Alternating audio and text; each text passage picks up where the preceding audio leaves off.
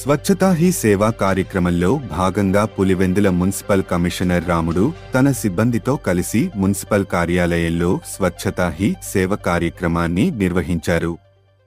ఈ సందర్భంగా ఆయన సిబ్బందితో కలిసి మున్సిపల్ కార్యాలయ ఆవరణంలో ఉన్న పిచ్చి మొక్కలను తొలగించి పరిసరాలను శుభ్రపరిచారు.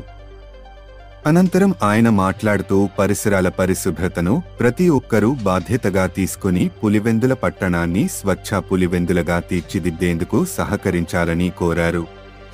ఈ కార్యక్రమంలో అన్ని శాఖాధిపతులు, పురపాలక సంఘం సిబ్బంది, సచివాలయం శానిటరీ సెక్రటరీలు మరియు పారిశుద్ధ్య కార్మికులు పాల్గొన్నారు.